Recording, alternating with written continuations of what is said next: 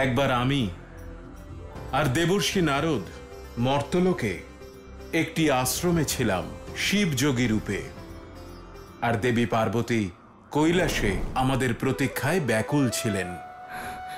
এত দেরি হয়ে গেল, মহাদেব এখনো কেন এলেন না?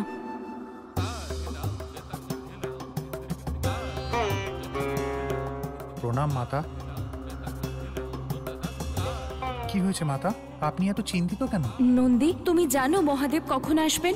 না মাতা। কেমন দ্বার রক্ষক তুমি, কিছুই জানো না? মহাদেব আপনি কোথায়? মাতা, কৃপা করে নিজের দিব্য দৃষ্টি দিয়ে দেখুন যে মহাদেব কোথায়। হর হর মহাদেব, হর হর মহাদেব, হর হর মহাদেব। আপনারা কারা আর কৈলাসে কি প্রয়োজনে এসেছেন?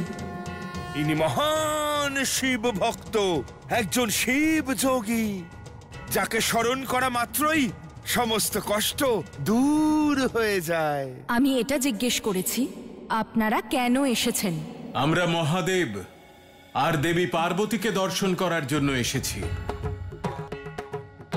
কিন্তু আপনি কে, যিনি এভাবে প্রশ্ন করছেন? আমি মহাদেবের অর্ধাঙ্গিনী পার্বতী। আগে হ্যাঁ, ইনি হলেন মাতা পার্বতী। এটা সম্ভব নয়। আমি সত্যি বলছি। কখনোই নয়। দেবী পার্বতী শক্তি স্বরূপা, মহা তেজস্বিনী, কিন্তু আপনার মধ্যে আমি কোনো তেজ দেখতে পাচ্ছি না। আপনার এত সাহস, আপনি আমাকে মিথ্যেবাদী বলছেন? আপনি এই মুহূর্তে কৈলাস থেকে প্রস্থান করুন, না হলে খুব খারাপ হবে। এবারে তো প্রমাণ হয়েই গেল যে আপনি দেবী পার্বতী নন, কারণ দেবী পার্বতী ক্রুদ্ধ হতেই পারেন না। আপনি যেই হন, এটা স্মরণে রাখুন, আমরা মহাদেবের দর্শন না করে এখান থেকে যাব না। গুরুদেব, এই মহিলা ক্রুদ্ধ হচ্ছেন। ক্রুদ্ধ হয়ে রুষ্ট হয়ে উনি আবার অভিশাপ না দিয়ে দেন। একজন সাধারণ নারী আমাদের অভিশাপ দেবে? অসম্ভব। আমি আবারও আপনাদের বলছি যে আপনারা এখান থেকে প্রস্থান করুন, না হলে আমি আপনাদের...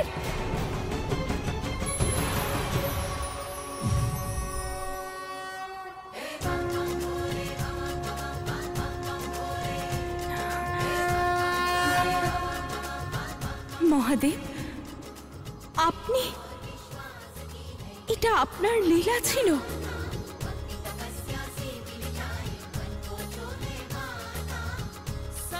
দেবী, এত ক্রোধ! সামান্য উপহাসে ক্রোধ আপনার মস্তিষ্ককে এমনভাবে নিয়ন্ত্রণ করল যে আপনি আপনার দিব্য দৃষ্টির প্রয়োগই করলেন না। শিবযোগীদের প্রকৃত পরিচয় জানার চেষ্টাও করলেন না আপনি। আপনি আমাকে ক্রুদ্ধ করে দিয়েছিলেন, তাই তো আমার বুদ্ধি ভ্রষ্ট হয়েছিল। এ তো মানুষের মতো ব্যবহার দেবী পার্বতী। ক্রোধে মানুষ তার বিবেক হারিয়ে ফেলে, আর তারপরে সে তাই দেখে যা সংসার তাকে দেখায়। কিন্তু আপনি তো দেবী, স্মরণে রাখবেন, ক্রোধ আপনার সব থেকে বড় শত্রু, যা সমগ্র সংসারকে ধ্বংস করতে পারে। স্বয়ং দেবী পার্বতী তার ক্রোধের বশে নিজের বিবেক বোধ হারিয়ে ফেলেছিলেন। আর মানুষের তো এটা স্বাভাবিক প্রবৃত্তি। ক্রোধকে জয় করা অত্যন্ত কঠিন। যদি সাথে ক্রোধকে জয় করে সত্যটা দেখতে পায়, তবেই সে মানুষ থেকে দেবত্বের পথে অগ্রসর হতে পারবে। তখনই একজন ভক্ত আর তার আরাধ্যের অটুট সম্পর্ক সংসারের সম্মুখে প্রমাণিত হবে। আপনার পরের পরীক্ষার আধার এটাই হবে। আপনি ও আপনার ভক্ত দুজনকেই এই পরীক্ষায় উত্তীর্ণ হতে হবে। যথা আজ্ঞা ত্রিদেব, আমি পরীক্ষার জন্য প্রস্তুত। বিশ্বাসে ভক্তের নিঃশ্বাসে ছড়িয়ে আছে সে মা, মোদের সন্তোষী মা, মোদের সন্তোষী মা। আকাশ পাতাল জুড়ে জলে স্থলে সবখানে আছে সেই মা, মোদের সন্তোষী মা, মোদের সন্তোষী মা। মরে গেছি আমি আজ থেকে তোমার কাছে, আজ থেকে তুমি আমার বিধবা। সেই জন্য মুছে দাও আমার পরানো সিঁদুর। মোদের সন্তোষী মা।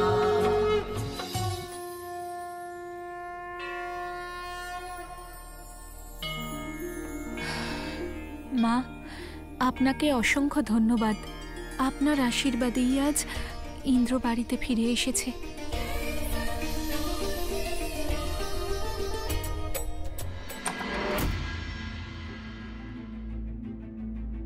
আরে ঠাকুরপো চলে এসেছে।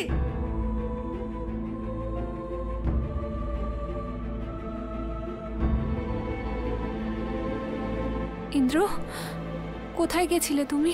তোমায় ফোন করলাম, তুমি ফোনটাও ধরলে না। বাবার সঙ্গে দেখা করে এলে? হ্যাঁ, বাবার সঙ্গে দেখা করতে গেছিলাম। আমার বিশ্বাস হচ্ছে না, তোমার কারণে বাবা জেলে। সব শেষ করে দিয়েছো। এসব কি বলছো?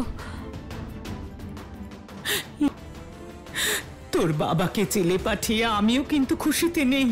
তুই কি জানিস আমার মনের মধ্যে কিরকম ঝড় চলছে? ইন্দ্র, আমার কথাটা শোনো। ইন্দ্র, ইন্দ্র, ইন্দ্র, ইন্দ্র, ইন্দ্র, ইন্দ্র দরজা খোল! ইন্দ্র, ইন্দ্র দরজা খোল! ছোটদা ভাই, ইন্দ্র দরজা খোল! সাতের ভাগ্যটাও অদ্ভুত। একদিকে সবকিছু সঠিক হয়, অন্যদিকে কোনো না কোনো সমস্যা ঠিক চলে আসে। শুধু দেবী সন্তোষী নন, ত্রিদেবও ওকে সাহায্য করতে চলে আসেন। তা সত্ত্বেও ইন্দ্র আর সাতের মিলন হলো না। এখন আবার ভ্রম উৎপন্ন হয়েছে, যা যে কোনো সম্পর্ককে সম্পূর্ণ ধ্বংস করে দেয়। দেবী সন্তোষী, আপনি কি বলেছিলেন আমায়? ভালোবাসা সব থেকে বেশি শক্তিশালী হয়। দেখুন, রক্তের সম্পর্কের সামনে ভালোবাসা দুর্বল হয়ে পড়ল। এবার আপনি আপনার ভক্তকে যত ইচ্ছে সাহায্য করুন, কিন্তু আমার অভিশাপ ওর পিছু ছাড়বে না। এই সাথী, সাথী, তুমি শুধু আমার সাথী। এই সাথী, ইন্দ্রকে ছাড়বো না। ওর খুন করে ফেলবো আমি। ওকে আমি মেরে ফেলবো। কি বললে তুমি দেবেশ? শেষ করে দেবো ইন্দ্রকে। হ্যাঁ, ইন্দ্রকে মেরে ফেলো আর নিজে গিয়ে জেলে বন্দী হয়ে যাও। এটাই প্ল্যান তোমার দেবেশ?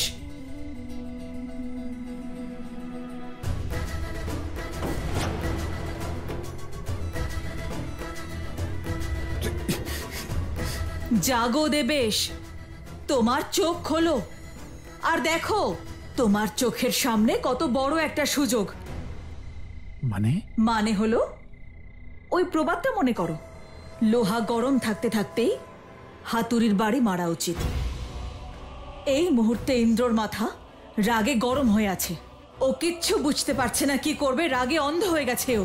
এখনো পর্যন্ত তোমার পাল্লাই কিন্তু ভারী। ইন্দ্রর ভালোবাসা ঘৃণায় পরিবর্তিত হচ্ছে। ও কিচ্ছু দেখতে পাচ্ছে না, ও শুধু সেটাই দেখবে যেটা তুমি দেখাবে ওকে। বুঝতে পারছো আমি কি বলছি? কেন করলে তুমি সাথী এরকম? কেন? মা, তুমিও একবার ভাবলে না? একবারও তুমি বাবার কথাটা ভাবলে না যে উনি জেলে কিভাবে থাকবেন? ইন্দ্র, ইন্দ্র দরজা খোলো আর কিছু খেয়ে নাও প্লিজ। তুমি যখন থেকে এসেছো কিচ্ছু খাওনি। একবার দরজাটা খোলো। ও ইন্দ্র, একবার দরজাটা খোল। সবাই তোমাকে ভুল ভেবেছে বাবা, আমাকে ছাড়ানোর জন্য তোমাকে জেলে পাঠিয়ে দিল। কেন? কেন?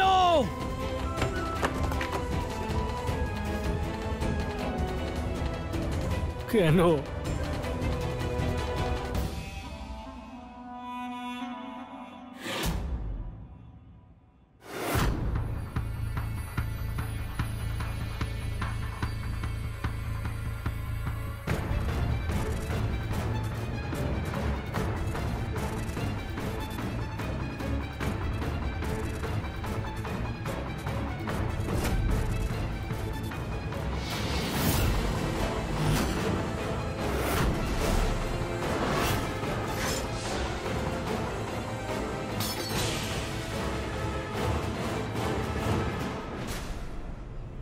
স্যার তাড়াতাড়ি আসুন স্যার, সিংহাসন বাবু আত্মহত্যা করার চেষ্টা করছেন, তাড়াতাড়ি আসুন স্যার।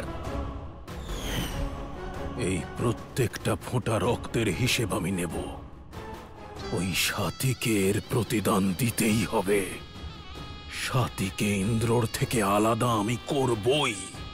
আর ওই কুন্তী দেবী আমার বিরুদ্ধে যাওয়ার যে দুঃসাহস দেখিয়েছে, তার অনেক বড় ক্ষতিপূরণ ওকে দিতে হবে, অনেক বড়। ইন্দ্র, আমি জানি তুমি রেগে আছো, কিন্তু রাগটা খাবারের ওপর কেন দেখাচ্ছ?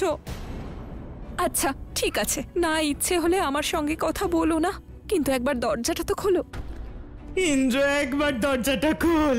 তোর বাবার জন্য আমিও কষ্ট পাচ্ছি, কিন্তু আমি কি করতাম? তুই জেলে ছিলি, আমি দেখতে পাচ্ছিলাম না। মা, আমি জেলে ছিলাম সেটা দেখতে পাচ্ছিলে না? এখন বাবা জেলের মধ্যে আছে সেটা দেখতে পাচ্ছ তো? আরে আমার কম বয়স, আমি যেভাবে হোক থেকে যেতাম, কিন্তু বাবা একবারও ওনার বয়স, ওনার ব্যাপারে একবারও ভাবলেন না তোমরা? ইন্দ্র মা যা কিছু করেছে তোর প্রাণ বাঁচানোর জন্যই করেছে। ইন্দ্র, বোঝার চেষ্টা করো, বাবার বিরুদ্ধে প্রমাণ আছে, উনি বাবলিকে গুলি করেছিলেন, তাই মা এই সিদ্ধান্ত নিয়েছেন। ইন্দ্র, ওনার কাছেও সহজ ছিল না।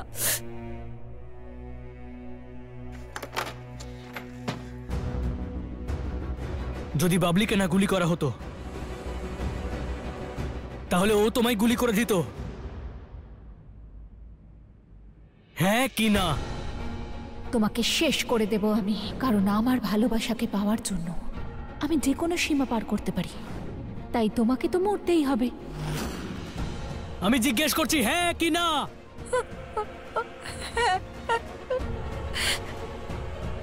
আমার বাবা তোমাকে বাঁচানোর জন্য এইসব করেছেন, তাহলে আমার বাবা খুনি কি করে হতে পারেন?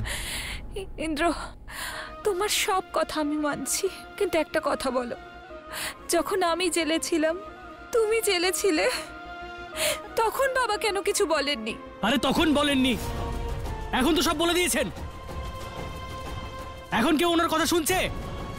তোমাদের সবার চোখে আমার বাবা কিছু না করিয়ে আজ দোষী হয়ে গেলেন। কেউ একবারের জন্য এই কথাটা ভাবলে না যদি বাবা গুলি চালিয়ে থাকেন সেটা কেন চালিয়েছিলেন? আরে এসব ছাড়ো, একবার আমার কাছে আসতে, আমাকে জিজ্ঞেস করতে, কিন্তু সেটাও কেউ প্রয়োজন বলে মনে করলো না। ইন্দ্র, আমি তো বললাম তোমার কাছেই আমি যাচ্ছিলাম, কিন্তু রাস্তায় এমন কিছু।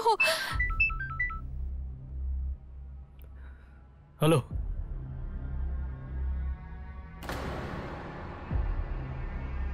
কি? বাবা হাতের শিরা কেটে ফেলেছে?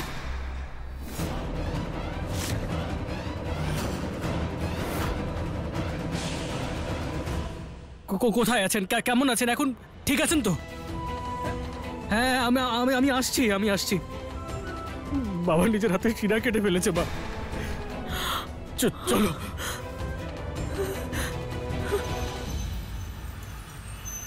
ইন্সপেক্টর, বাবা কোথায়? উনি ঠিক আছেন তো? ওনার কিছু হয়নি তো? ভাগ্য ভালো আমরা ঠিক সময় দেখতে পেয়েছি, না হলে অনেক কিছুই হতে পারতো। ওনার সঙ্গে দেখা করতে পারি? দেখুন, একটু আগে ওনার ড্রেসিং হয়েছে, আর এখন অবস্থা খুব একটা ভালো নয়। উনি খাবারও খাননি আর ওষুধও খেতে চাইছেন না। দারোগা বাবু, দয়া করে শুধু একবার ওনার সাথে দেখা করতে দিন। দেখুন, উনি ডিপ্রেশনে আছেন, উনি কারোর সঙ্গে দেখা করতে চাইছেন না। আপনি একবার ওনাকে জিজ্ঞেস করুন না, বলবেন যে ইন্দ্র এসেছে, উনি না করবেন না। সিং,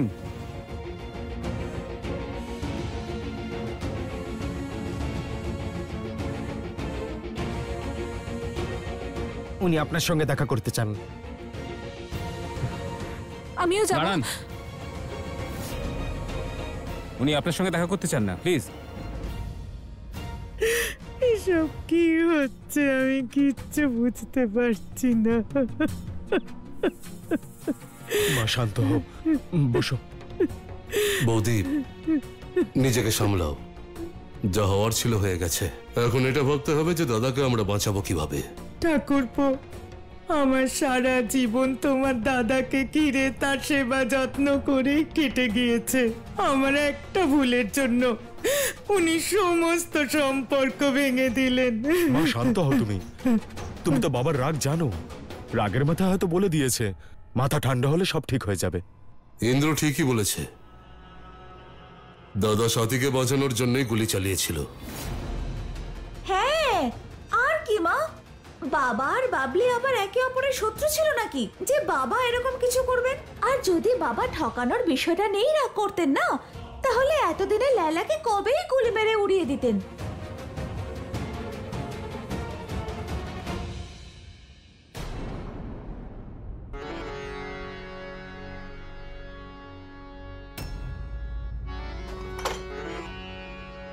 দু মিনিট একা কথা বলতে চাই। ইন্দ্র,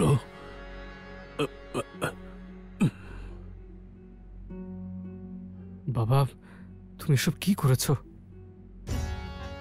তুমি নিজেকে কেন শাস্তি দিচ্ছ? খুব অনুশোচনা হচ্ছে রে ইন্দ্র। কেন বেঁচে গেলাম আমি? আমার বৌমা, আমার ছেলে এই জেলের মধ্যেই এতগুলো দিন ছিল, সব আমার জন্য। এটাই আমার সহ্য হচ্ছে না রে। সেদিন কোর্টে আমি ভেবেছিলাম আত্মসমর্পণ করব, কিন্তু তুই মিথ্যে বলে সব দায় নিজের ঘাড়ে নিয়ে নিলি।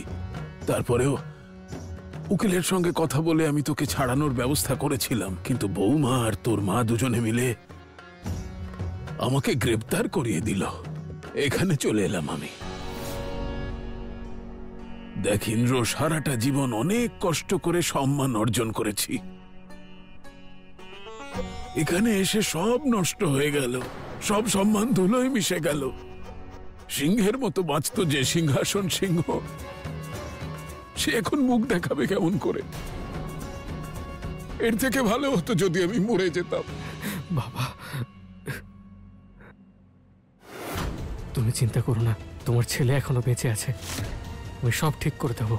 তোমার নাম, তোমার সম্মানের উপর একটা আঁচড়ও লাগতে দেব না। আমি আজ এই শহরে সব থেকে বড় উকিলের সঙ্গে কথা বলবো। বাহ, সিংহাসন সিংহ, একেই বলে খাঁটি অভিনয়। এবার ইন্দ্র পুরোপুরি তোমার পক্ষে থাকবে, নিজের বউ আর মায়ের বিরুদ্ধে গিয়ে। নারায়ণ নারায়ণ। মাতা, দুষ্ট সিংহাসন সিংহ ইন্দ্রকে প্রভাবিত করে তার নিজের মাতা এবং স্ত্রীর বিরুদ্ধে চালিত করছে।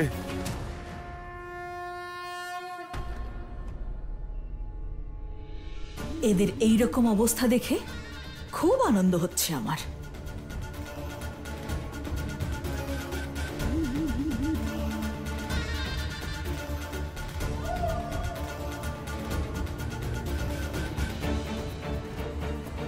এই, তুমি এখানে কি করছো? তুমি তো সেই যে আমাদের বাড়িতে এসেছিলে। চুরি করতে এসেছিলে? এই যে এখানে ওর কাছে। না না, আপনারা ভুল বুঝেছিলেন। আমি আগেও আপনাদের বলেছি হার আমি চুরি করিনি। কিন্তু হারটা তো তোমার কাছ থেকেই পাওয়া গিয়েছিল। হ্যাঁ, কিন্তু আপনি এটাও ভাবুন যে যদি আমি চুরি করতাম তাহলে কি আপনাদের সামনে আসা সাহস করতাম আমি?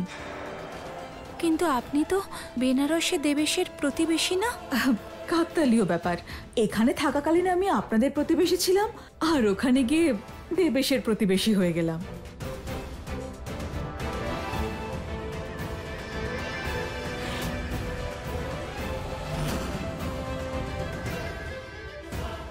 সাথী, দেখো, এখন না তুমি আমাকে আর ভয় পেও না।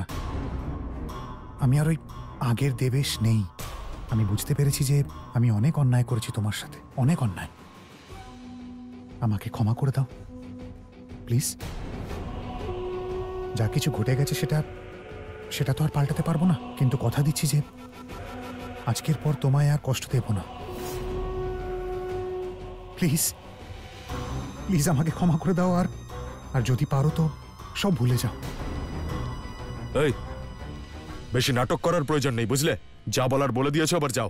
আমি আপনাদের সবার অপরাধী, আপনাদের সবার কাছে ক্ষমা চাইছি। আপনার কাছে, আপনার কাছে, সবার কাছে। আমি জানি এখন আপনাদের সবার মনে অনেক প্রশ্ন জেগে উঠছে, কিন্তু দেবেশ বদলে গেছে। আমিও অনুরোধ করছি আপনারা ওকে প্লিজ ক্ষমা করে দিন। দেখুন, দেবেশ মোহিনী মানে বাবলির জন্য পাগল ছিল, কিন্তু এখন দেবেশ বুঝতে পেরেছে যে স্বাতীর শুধু চেহারাই বাবলির সঙ্গে মেলে। আমি জানি যে আমি যথেষ্ট অন্যায় করেছি তোমার সাথে, অনেক খারাপ, কিন্তু আমি কি একটা সুযোগ পেতে পারি না নিজেকে শুধরে নেবার? ক্ষমা করে দাও। এই বেশি চালাকি নয়, ঠিক আছে? এই আমার ছেলে বউয়ের থেকে দূরে থাকবে, আর এই ক্ষমা চেয়ে নাটক করার কোনো দরকার নেই তোমার। আপনি যেটা ভালো বোঝেন মা, কিন্তু আমি চাইলেও আপনাদের সবার থেকে দূরে থাকতে পারবো না। তার কারণ সিংহাসন বাবুর কেস এখন আমিই লড়ছি।